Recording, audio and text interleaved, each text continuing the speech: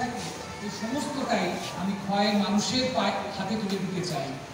আপনাদের সমস্তটাই আপনাদের প্রাপ্য, আপনাদের কাছে ফিরিয়ে দিতে চাই। আপনারা আশীর্বাদ করবেন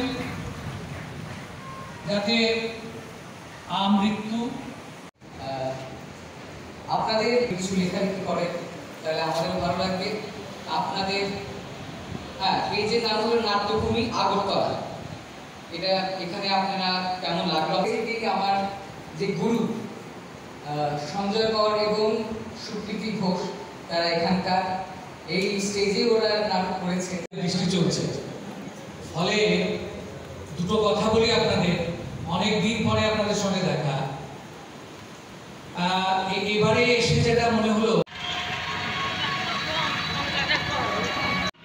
নমস্কার, আপনারা সবাই অবগত রয়েছেন যে সংস্কৃতির শহর বলে আমরা সবাই খোয়াইকে চিনি, খোয়াই শহরকে চিনি, এবং এটা শুধুমাত্র আমাদের রাজ্যেই নয়, বহির্রাজ্যে এবং আন্তর্জাতিক স্তরেও এই খোয়াইয়ের নাম সুপরিচিত, সুপ্রসিদ্ধ। এবং আমি তার পাশাপাশি এটাও বলতে চাই, আমাদের খোয়াইতে দুইটা টাউন হল রয়েছে, একটা হল নতুন টাউন হল আর একটা হলো এই পুরাতন টাউন হল। তো এখন দেখা যাচ্ছে কি বিভিন্ন যে প্রতিষ্ঠান, বিভিন্ন সংস্থা, বিভিন্ন শিল্পীরা তারা এই নতুন টাউন হলে অনেক সময় অনুষ্ঠান করতে পারে না, কারণ এটার যে ভাড়াটা এটা অনেক বেশি, এটা ঘন্টায় ঘন্টায় চার্জ নেওয়া হয়। তাই বেশিরভাগ ক্ষেত্রে, সিংহভাগ ক্ষেত্রে দেখা গেছে যে শিল্পীরা বা বিভিন্ন দল বা বিভিন্ন সংস্থা তারা পুরাতন টাউন হলটাকেই অনুষ্ঠানের জন্য বেছে নেয়। কিন্তু এখন দেখা যাচ্ছে কি এই পুরাতন টাউন হলের বর্তমান যে অবস্থা সেটা অত্যন্ত শোচনীয়।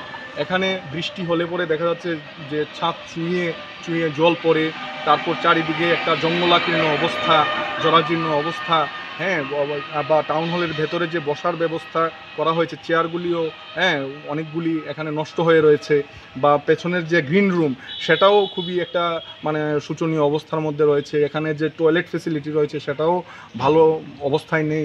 তার পাশাপাশি এখানে যে টিকিট কাউন্টার ছিল আগে একটা, যেটা আমরা ছোটোবেলায় টিকিট কেটে কেটে এখানে নাটক দেখতাম, আমার বাবা বা আমার মায়ের সাথে সে টিকিট কেটে দেখতাম নাটক, সেই টিকিট কাউন্টারও এখন বন্ধ হয়ে রয়েছে। এবং এটা আমার মনে হচ্ছে যে এটার মানে সার্বিকভাবে বলতে গেলে এটার সংস্কারের খুবই প্রয়োজন রয়েছে। আর যেহেতু এটা খোয়াই পুর পরিষদের অধীনস্থ একটা টাউন হল, তাই আমি খোয়াই পৌর পরিষদ কর্তৃপক্ষের নিকট বিনম্র আবেদন করছি, আপনারা অতি সত্বর এই বিষয়ে একটু আলোকপাত করবেন এবং এই যে খোয়াই পুরাতন টাউন হলের সংস্কারের ব্যবস্থা করবেন, যাতে করে খোয়াইয়ের যে সমস্ত নাট্যদল বা বিভিন্ন সংস্থা, বিভিন্ন প্রতিষ্ঠান রয়েছে, বিভিন্ন শিল্পীরা রয়েছে, তারা যেন এখানে সুন্দরভাবে অনুষ্ঠানগুলি সম্পন্ন করতে পারে।